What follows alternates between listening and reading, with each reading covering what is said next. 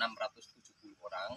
Dengan penyetoran itu hampir kami menerima setiap hari dengan rata-rata penyadap setor itu biasanya satu periode kalau bahasa perhutani atau 15 hari kalender biasanya udah bisa melakukan penyetoran. Kalau getah sendiri itu kegunaannya banyak, tapi di lingkup perhutani kami sendiri sebagai tugas kami di lapangan kami hanya menerima, menimbang, kemudian nanti dikumpulkan di masing-masing TP. Ketika barang itu sudah penuh nanti dikirim ke pabrik tujuan kami itu ke pabrik milik perhutani di Windu-Aji, PGT Windu-Aji beralamat di Paguyangan, Kabupaten Brebes.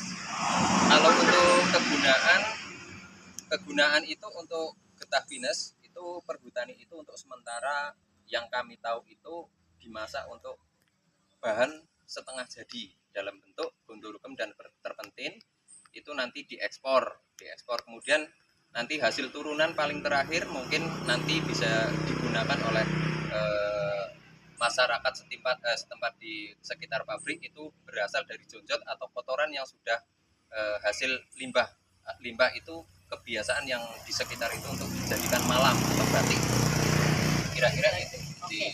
Pak, saya tadi melihat nih ada tulisan hijau itu ya Pak. Ya. Kalau getah PSS itu kegunaannya apa sih Pak? Namanya apa sih?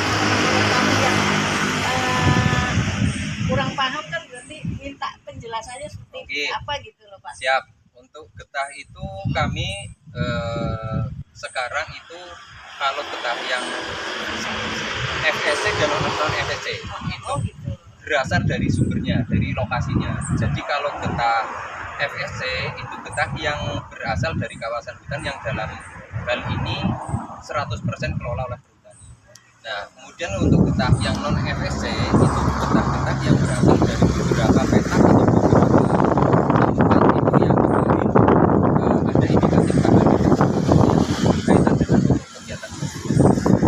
Nah, yang membedakan yang paling utama itu dari sumbernya itu dari lokasi. Nah, perlakuannya beda. Kalau getah FSC dan non FSC itu beda, mulai dari peludangan itu embernya sudah dibedakan. Kalau getah non FSC itu menggunakan ember hitam, nanti di sini kalau getahnya ada sampai di sini tempatnya dipisah, kemudian fibernya nanti kalau ke pabrik juga dipisah dengan yang membedakan itu nanti fibernya juga nanti arahnya hitam. Kemudian untuk kelengkapan dokumennya itu nanti yang membedakan itu dicetak dalam satu faktur atau SK SHHBK, itu nanti dilampiri perni, atau perni itu yang menerangkan sumber getahnya dari daerah mana, kemudian volunya berapa, jenis mutunya apa. Kemudian nanti yang membedakan itu hanya di stempel. Nanti yang perni getah non FSC itu dibikinkan ringkasan sendiri, baik volumenya maupun mutu calon dari lapangan, kemudian stempel getah non FSC. Begitu juga getah FSC itu nanti sumbernya nanti juga di dokumen itu ya volumenya berapa, mutunya apa, stempelnya FSC. Nah, nanti sampai pabrik nanti perlakuannya juga sama. Nanti di sana ada baknya tersebut. Di sana perlakuan. Sekarang Reza paham nih Pak ya terkait masalah getah. Oke. Nah, Pak Reza mau tanya lagi nih Pak Rinto, Bapak kan sebagai petugas perhutani di sini sebagai aspek perhutani Pak. Di sini Bapak sebagai petugas perhutani sebagai aspek itu apa sih Pak? Visi misinya apa sih? Visi misi yang jelas kalau BKPR Bandung itu menjadi BKPR juara. Nah, BKPR juara dengan ditunjukkan sampai dengan detik ini untuk tingkat BKPH di wilayah KPH Banyumas Timur itu kami alhamdulillah bisa menunjukkan. Kami sampai dengan di bulan November itu sudah 100% dari rencana yang diamanahkan ke kita itu sekitar 900 ton. Kami sudah tentu sama. Oke, jadi visi yang kami bangun untuk kesederhanaan bahasa untuk membangunkan semangat menjadi juara. Ya, Oke pemirsa, tadi kita sudah berbincang dengan Bapak Aspar kita, Bapak Rinto. Nah ternyata Bapak Rinto ini sebagai Aspar tapi masih muda pemirsa. Dengan umurnya berapa tadi Pak? 36. Wah, sangat luar biasa. Profesional sekali beliau. Oke pemirsa, sekarang kita tanya lagi dengan Bapak Mantri yang di sebelah kiri nih. Bapak Mantri nih, kayaknya Bapak Mantri udah siap-siap mau saya tanya nih pemirsa. Oke, kita lihat dulu pemirsa. Halo, selamat siang Bapak Mantri.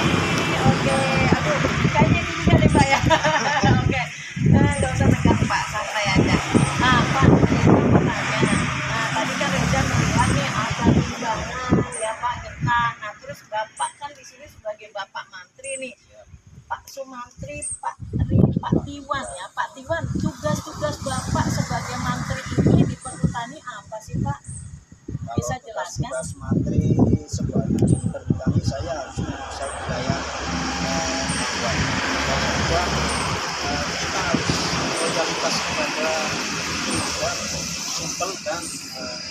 orang-orang kurang.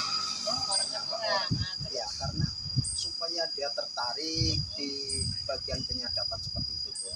Jadi sumbangsinya setiap harinya itu bisa aktif dalam bidang sadapan dan tidak lari ke.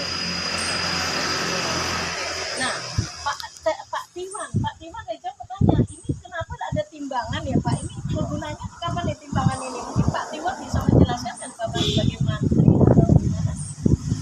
Ya, timbangan kilogramnya jadi kita kalau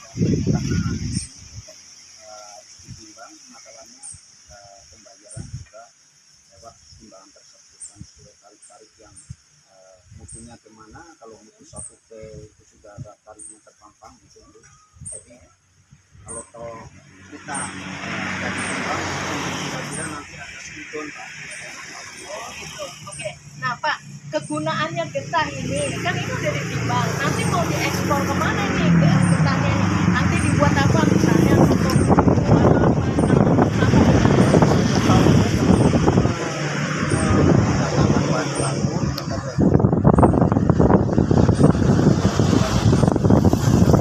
masih banyak lagi ya. Oke.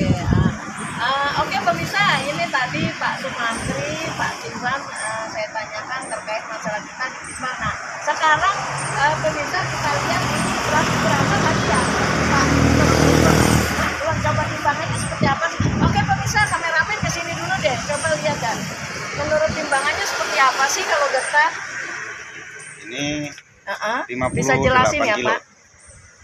Bapak 58 namanya kilo. siapa Pak? Sarif Said. Bapak Sarif, oke. Iya. Bapak Sarif, jadi menjelaskannya gimana Pak tentang timbangan adanya getah tersebut?